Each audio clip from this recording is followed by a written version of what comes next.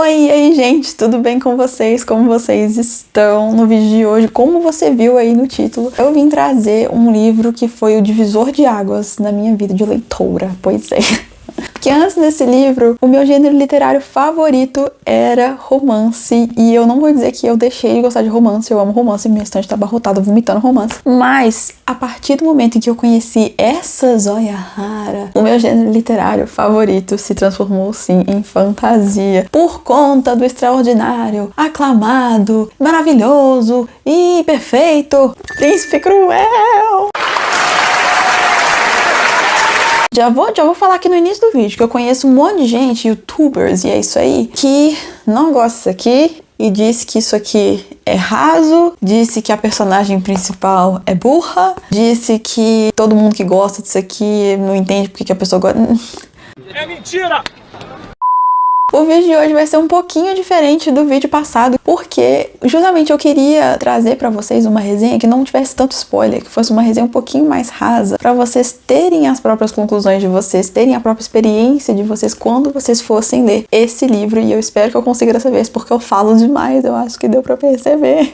Então eu espero que vocês gostem, já clica no gostei aí embaixo. Por gentileza, se inscreva no canal, ative o sininho das notificações, porque tá vindo um caminhão de vídeos pra esses dias aí à frente, pra esses meses aí à frente. Eu sei que vocês vão gostar demais, então pra não perder nada, aciona o sininho de notificação. Estamos conversados? Príncipe Cruel vai começar pelo protagonismo da dona Jude Duarte, que é uma criança de 7 anos de idade. Ela vive com a sua mãe, com seu pai e com as suas outras 2 irmãs. Uma dessas irmãs é uma irmã gêmea dela, que é a Taryn, e a Vivi, que é a irmã mais velha dela. Se eu não me engano, a Vivi deve ter lá pros seus 9 anos de idade também, ela é uma criancinha. E aí, o que vai acontecer? Em um belo dia, a Jude e suas irmãs estão vendo TV e elas se deparam com uma figura assustadoramente horrorosa na porta da casa delas. Uma figura masculina, gigantesca e muito das feias, parada ali e tal, com a cara super de bravo, pistolão com a vida. O caos acontece, a mãe delas e o pai delas tentam defender, afastar aquela figura horrível, mas não tem como muito lutar com aquilo, porque aquilo não é humano. A Jude, mesmo criança, ela percebe isso, que aquilo não é humano. E aí, as 3 meninas, elas são levadas por esse Madoc, ou Maddox. Eu prefiro chamar ele de Madoc, porque Maddox eu acho meio nojento. Então elas são levadas por ele, após a tragédia que ele causa na vida delas, elas são levadas por ele para o reino de Elfhame, que é o reino de fadas, onde ele mora e tudo. E não pense você que é fadinha tipo vibe Tinkerbell, porque não é não. É tiro, porrada e bomba real. E aí o que acontece? 10 anos se passaram. Elas acabaram por, infelizmente ou felizmente, não sei, a visualizar a figura masculina do Madoc basicamente como uma figura paterna, porque ele cuida muito delas. Elas foram criadas por ele literalmente por 10 anos, por um tempo maior do que aqueles que elas conviveram e se lembram dos próprios pais delas. Então elas acabam tendo um certo... Elas assim, Jude Duarte e Taryn, as gêmeas. A Vivi não gosta dele nem um pouco e não escondeu isso de ninguém. E dali em diante, elas são muito bem criadas. Ele, na verdade, é alguém ali no reino de posição ali alta. Ele é o general do exército do rei Eldred, e por conta disso ele é muito respeitado, ele é muito aclamado, né, de certa forma, e ele não é exatamente, assim, exemplo de pessoa tranquilinha, não. Ele é um cara um pouquinho sanguinário, mas assim, com as filhas dele, ele é um cara muito, mas muito cuidadoso e muito corujão. E aí o que acontece? Passaram-se esses 10 anos e a Jude e a sua irmã Taryn, mais a Jude do que as outras, ela tá um pouco cansada da rejeição, porque desde que elas mudaram pra Elfhame, toda Elfhame rejeitou elas com todas as forças do planeta. E assim, elas nunca foram bem aceitas, elas nunca foram sequer aceitas pelos outros feéricos desse rei, porque sim, é um reino de feéricos, não é um reino é um reino de feéricos. E aí o que vai acontecer? Ela, um pouco cansada dessa vida de rejeição, ela tá louca mais do que alucinada pra provar o seu valor, pra ter o lugar dela, pra conquistar o respeito, o lugar dela ali, dentre tantos feéricos nojentos e ruins e muito maldosos para com ela. Do meio dessa galera aí, de todos esses feéricos, como eu disse, a Jude, ela é um pouco maltratada. Ela, a irmã dela, por serem humanas, eles não têm sequer qualquer tolerância com humanos, eles têm um preconceito preconceito absurdo por uma pessoa mortal. E é dessa forma que eles tratam a Jude. Então, ela tem muitos problemas ali na escola. Afinal de contas, a gente tá falando de uma menina de 17 anos. Então, ela ainda tá no ensino médio e tal, coisa toda. E ela é muito prejudicada em qualquer convivência que ela vá ter. Ela é muito prejudicada por conta disso. Os feéricos, eles são muito ruins pra com ela. Eles machucam ela, eles humilham ela, eles batem nela e na irmã dela. Então, assim, ela já passou poucas e boas, aliás, muitas e péssimas nas mãos dos feéricos e de um feérico específico. Eu estou falando dele, o Príncipe Cruel, nosso querido Cardan Greenbrier. Quando eu falo querido, gente, é porque sua concepção sobre ele, ela vai mudar ao longo da história, lógico. Eu reconheço até que para algumas pessoas não mudaram, porque, tipo assim, tem gente que lê isso aqui e fica chocada pelo Cardan ser mal. Só que, assim, o Príncipe Cruel.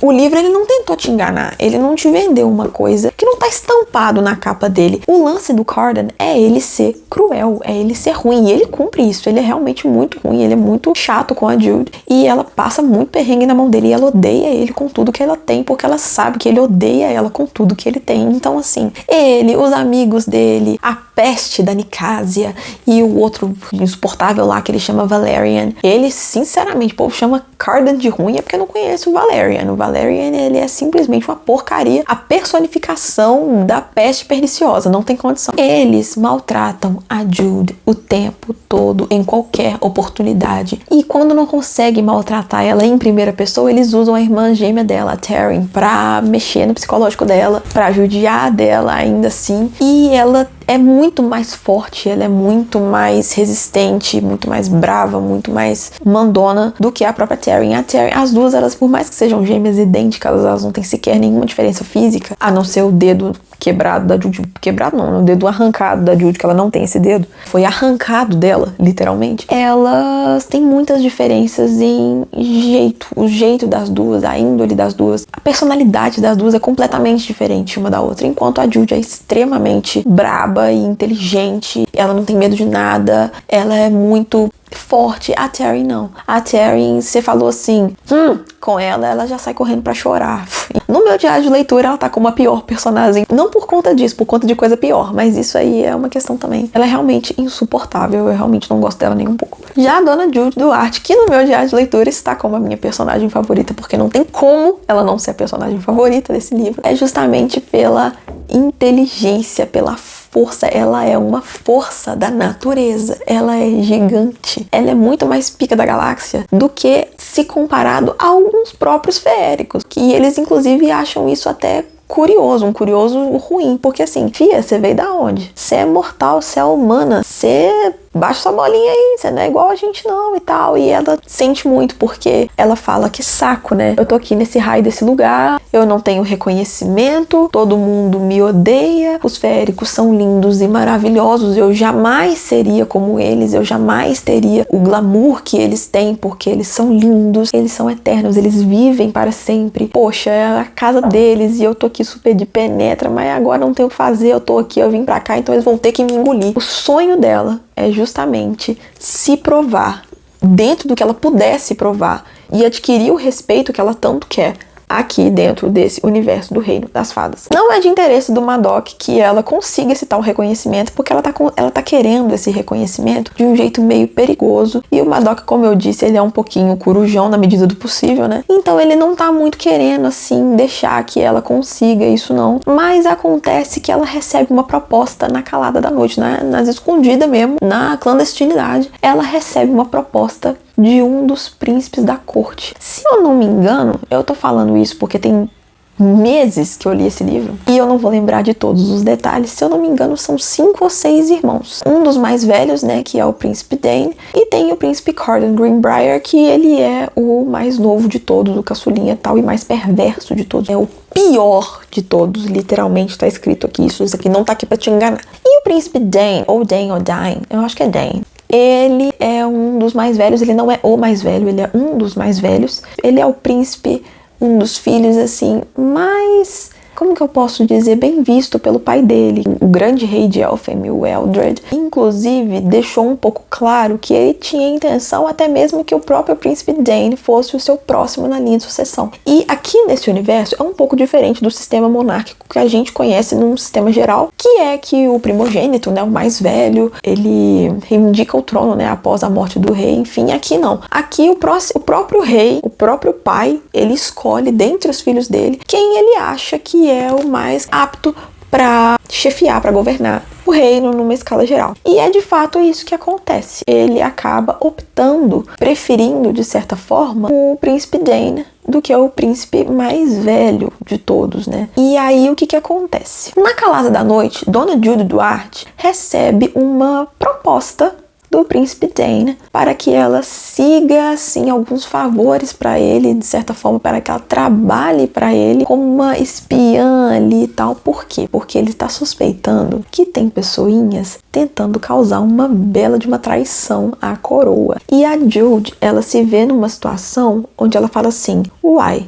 eu tô aqui fazendo nada. O cara, ele tá me prometendo, tá pedindo pra eu fazer um serviço pica da galáxia desse. Vai ser uma oportunidade gigantesca pra eu provar o meu valor pra corte. Além de tudo isso, ele ainda tá me prometendo proteção pros próprios feéricos. Ela já foi muito manipulada, ela já foi envenenada, inclusive pela gangue do terror do Corden e seus amiguinhos ordinários, que acabaram ferindo ela de certa forma, desmoralizando ela com objetos e alimentos que têm a propriedade de deixar você doidão. E ela ficou muito traumatizada com aquilo, porque é uma que faz com que os feéricos consigam o que eles quiserem dos humanos. Eles conseguem te hipnotizar, você faz o que eles querem que você faça. E isso pode acarretar, na pior das hipóteses, até mesmo uma escravidão eterna, porque se eles quiserem fazer com que você o sirva, lamba o chão que eles estão pisando e beije o pé deles até o resto da vida, infelizmente é isso que você vai fazer, porque você está meio que enfeitiçado. E a Judy, ela passou por isso em um certo momento. Ela tá morrendo de medo disso acontecer novamente. E por conta disso, dessas e demais outras circunstâncias, ela acaba aceitando esse trabalho, né, pela parte do Dane, e junto com os amiguinhos, com os outros amiguinhos dela ali,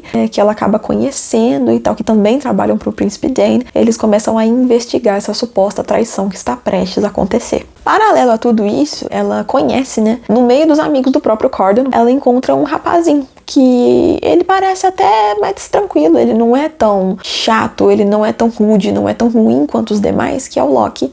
Ai, misericórdia. Ela começa uma espécie de relacionamento com esse Loki e ela acaba ficando com ele e tal, mas ela começa a achar um pouquinho estranho, que nos eventos onde eles estão juntos, nos lugares onde eles são vistos juntos pelas outras pessoas e principalmente pelo próprio príncipe Corden, ela se sente um pouquinho mal, parece que ela tá perdendo alguma coisa, sabe? Parece que tá todo mundo sabendo de alguma coisa que ela não tá. É sobre isso. E, inclusive, o príncipe Corden, ela já pegou ele diversas vezes encarando ela enquanto ela tava com o Loki. E ela começa a achar estranho, tipo assim, gente, que esse cara perdeu alguma coisa aqui, meu filho? Sai. Você não gosta de mim, você me odeia, você faz o escambau comigo, para de me encarar, me erra. Ela fica um pouco assim. E é isso, ela acha isso muito estranho, mas ainda assim ela quer ficar com o Loki, ela gosta do Loki e é sobre isso. Enquanto isso, ela tá ali trabalhando arduamente junto com os parceiros de clandestinidade do bonde do príncipe Dane. Ela tá lá trabalhando e tal, entrando na corte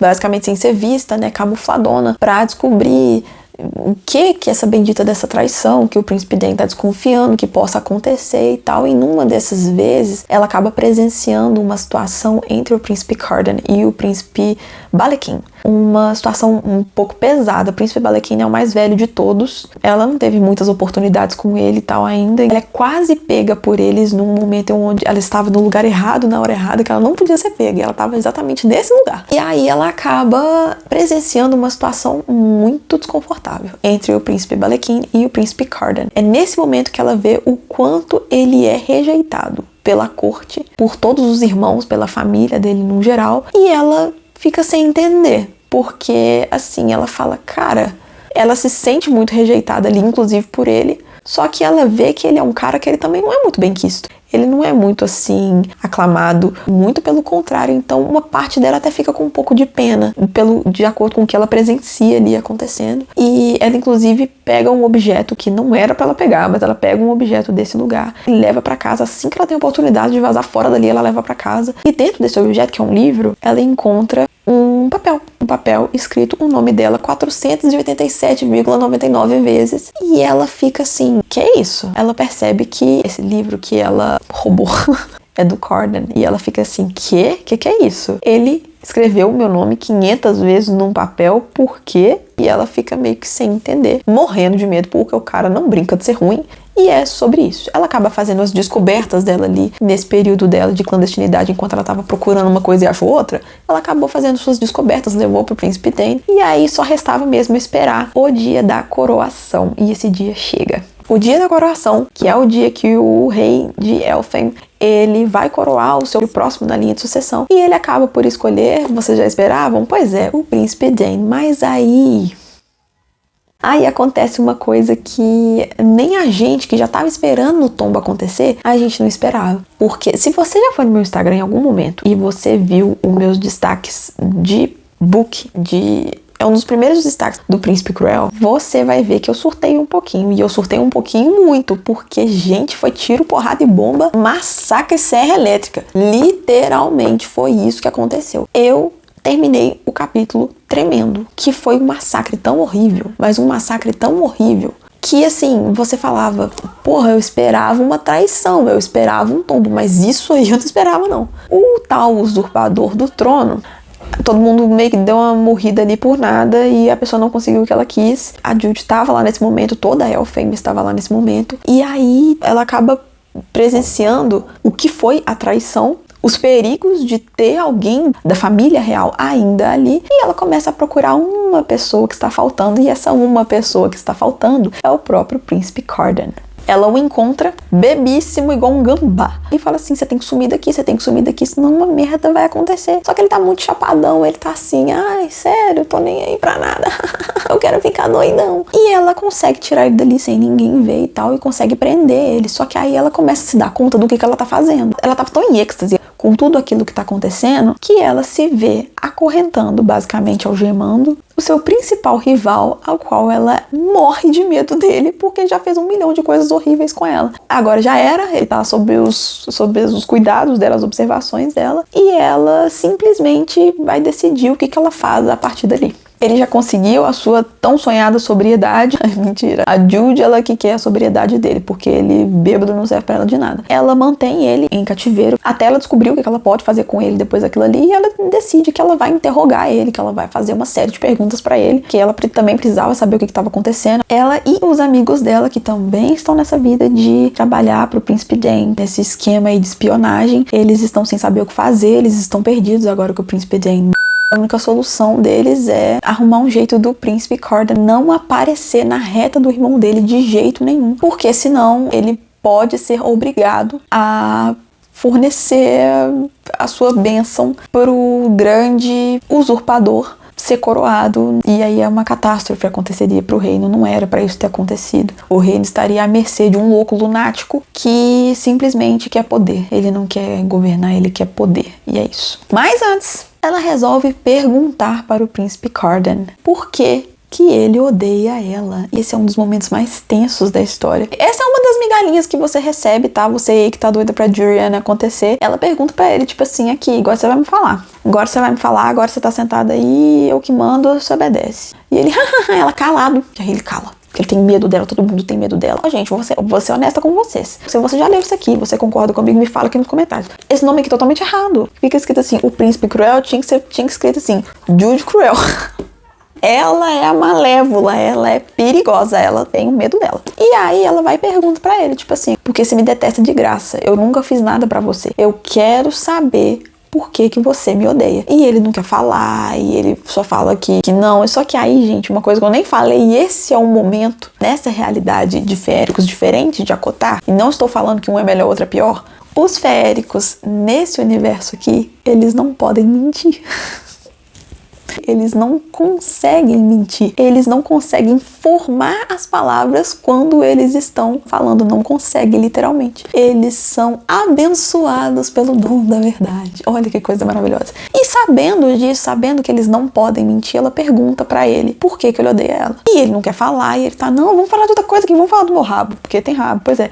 Aqui, vamos falar do meu rabo, não quer falar disso não, tal. Ela vai me responder. E aí ele fala, não, então tá beleza. Ele fala que ele odeia ela, primeiro pelo tratamento que ela tem, pelo acolhimento que ela recebeu pelo general, porque, pô, ela nem é filha legítima dele, e ela é mais bem tratada do que ele já foi pelos próprios pais, e isso realmente cortou meu coração. A relação dele com a família dele, com os pais dele, é realmente horrível, sequer pode ser chamado de relação. E aí ele fala que é isso, que é meio que por inveja, porque ela é muito bem tratada por um cara que não é nem pai dela, enquanto ele é super maltratado por toda a família dela, e ela acha isso ridículo, porque, pô, ele é príncipe, ele é aclamado, e ele é respeitado, de certa forma, por todo o resto ele é respeitado. E ele fala que é isso, que ele não gosta dela por conta disso, mas especialmente.